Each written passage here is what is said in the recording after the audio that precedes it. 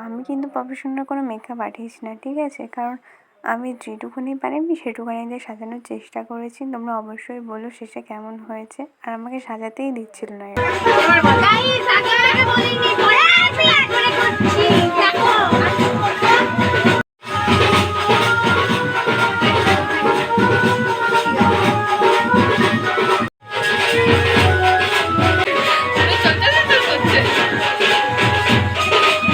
প্রথম কথা ওর কাছে তেমন জিনিসও ছিল না, আমাদের কাছে যা ছিল তাই দিয়ে সাজিয়েছিলাম।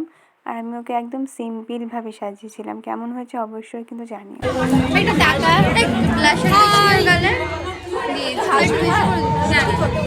আর এই যে এরা সব রেডি, হ্যাঁ এরা সবাই রেডি, আমরা ভিখারি।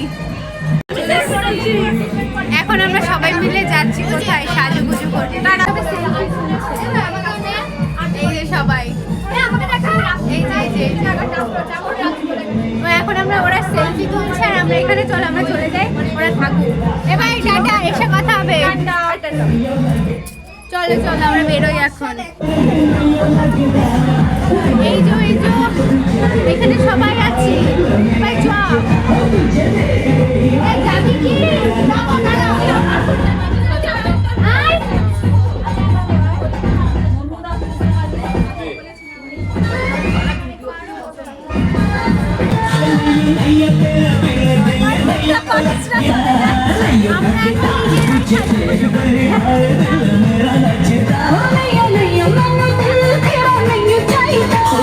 देखते ही हाय दिल मेरा नचदा।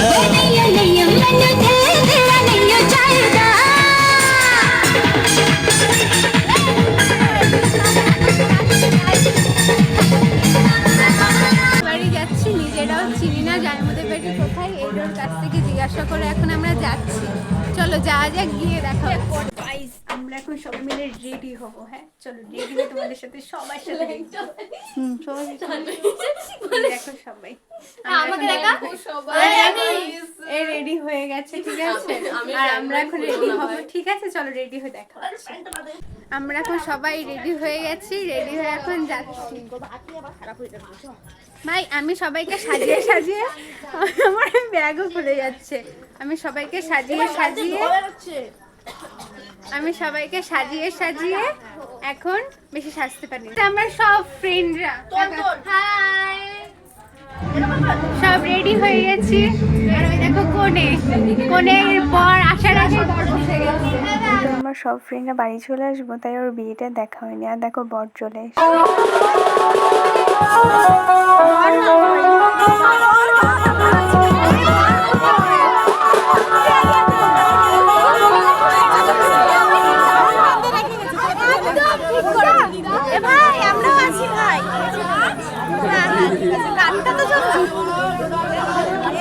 ভিডিও করে দিবি।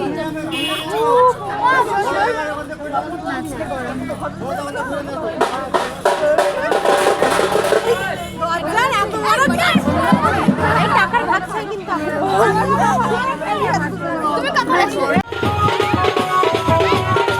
আর এগুলো হচ্ছে আমার ফ্রেন্ডের ঠাম্মিরা। আর ঠাম্মি তো মজা করবেই, তাই না? নাতি জামাই বলে কথা। যেহেতু দাদা অনেক রাত করে ঢুকেছিল আর আমাদেরও বাড়ি আসতে দেরি হয়ে যাচ্ছিল বলে আমরা তাড়াতাড়ি সবাই মিলে খেতে বসে গেছিলাম। জানো তো ওদের বিয়ের মণ্ডপটা আমার খুব সুন্দর লেগেছিল।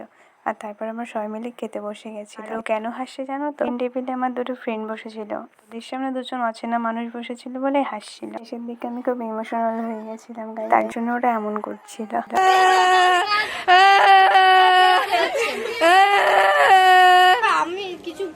বলতো ফার্স্ট টাইম কোনো কাছের ফ্রেন্ডের বিয়ে হলো তো, তার জন্য একটুখানি ইমোশনাল হয়ে গেছিলাম। আর যার বিয়ে ছিল সে আর আমি ক্লাস 2 থেকে একসাথে পড়ি, তার জন্য একটুখানি বেশিই খারাপ লাগছিল। তারপরে আমরা সবাই মিলে বেরিয়ে যাচ্ছিলাম, কারণ অনেক রাত হয়ে যাচ্ছিল তাই। আর এখন হচ্ছে রাত কয়টা বাজে? 10:30 বাজে। আর এদিকে চারিদিকে পুরো অন্ধকার, আমরা চারজন ছাড়া রাস্তায় কেউ নেই। আর এদের বাড়িটা অনেকটা ভেতরে তো, আমরা চারজন এখন আসছি। এখন কল্যাণী রোডের দিকে যাচ্ছি, তো বাড়ি যাবো এখন। নিতে আসছে, আমাদের বাড়িটা অনেকটাই তাও দূর। এত ঠান্ডা না, ভেতরে মনে হচ্ছে হার্ট অ্যাটাক করে যাবো। হার্ট কেমন ব্লক হয়ে তারপর মধ্যে রক্ত নেই গায়ে, এরকম একটা ব্যাপার। বল কেমন খেলি? সত্যি কথা বলতে খেয়েটে এই শাড়ি পরে হাঁটা কি যে অসম্ভব ব্যাপার। তারপরে তো সকাল থেকে সাজাচ্ছি। সত্যি কথা আমার কোমর টোমর ব্যথা হয়ে গেছে। সেই সকালবেলা ওকে গিয়ে ওর গঙ্গাবতীতে গিয়ে দেখি কিচ্ছু সাজিনি, তখন একবার সাজিয়েছি। তারপরে ওর আমি তো জানিই না যে ওকে সাজাতে হবে, তাও যা আমরা বান্ধবীরা নিয়ে গেছিলাম তাই দিয়ে সাজিয়েছি। বল বাবাকে অনেক কষ্টে সাজিয়েছি, কিন্তু ভালোই লাগছিল।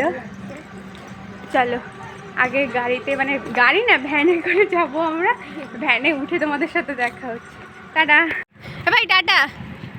ভিডিও করছে গো, কাজ কর কাজ কর। ব্লগ করতে হচ্ছে। কার ফোন? আরে এত ঝোলাচ্ছিস কেন?